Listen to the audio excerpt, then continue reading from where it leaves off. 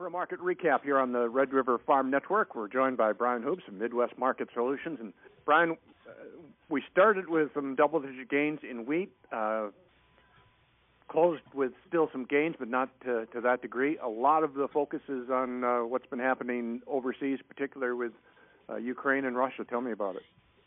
Yeah, there's a lot of concerns because overnight Ukraine sent some missiles again against Russia and hitting some of their ports and infrastructure.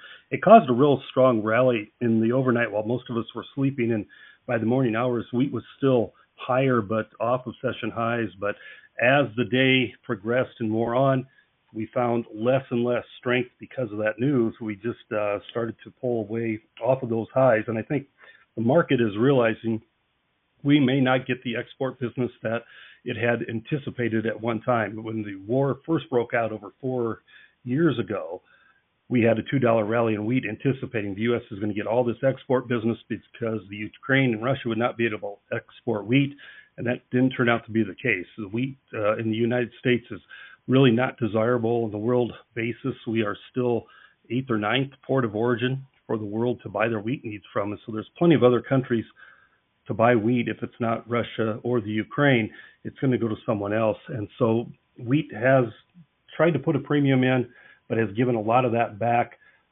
as this war continues. And today is no exception. We closed about 25 cents off our highs in the wheat contracts. And a lot of that has to do with some hedging pressure coming into the market and just the standpoint that we may have a short crop here in the U.S., but we're not able to export that crop. And so ending stocks are going to remain relatively steady. Corn and beans had, there were concerns about drought and dryness last week. This week, we're all focused on wet conditions and rain that is supposed to come in the western belt, especially in the next couple of days. A lot of rain across portions of Iowa and Minnesota into Missouri and Illinois.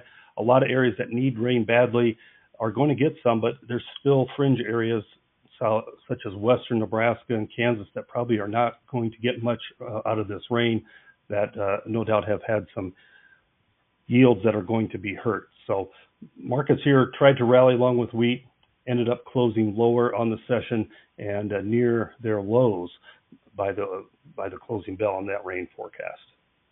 When you look at the livestock side of things, cattle futures stronger today. Have we found the buyers and sellers on the cash side to get together yet this week, or where are we sitting there? As far as, we had some cash trade on Monday in Iowa at $3.60. That's about $5 lower than last week's trade. I certainly think you're going to be more steady after this 3-day rally we've seen in the cattle complex. We made some new lows in the futures Monday.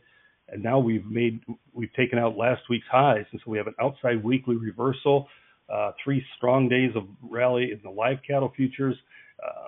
There's a lot of positives as far as the fundamentals go here, as well as the technicals are starting to improve. And so I think you've probably seen the worst of this cattle market. Prices, I think, want to try and move higher here. If we see a steady type cash market, that would be the first indication that the packers are not able to buy their cattle cheaper. But we're certainly seeing better exports in our sales this morning. Our export sales from last week, our total boxes that were sold, second highest of 2026. So good number there. And cash trade, if we can catch hold, like I said, we could be seeing a much better market here going forward in the last half of July, last couple of days of July into August and beyond. Brian, if folks want to get a hold of you and Midwest Market Solutions, how can they get that job done? You can reach me directly at 417-501-5132, and list of our offices are on our website, which is midwestmarketsolutions.com. Brian Hoops with us as we take a look at the markets. I'm Don Wick here on the Red River Farm Network.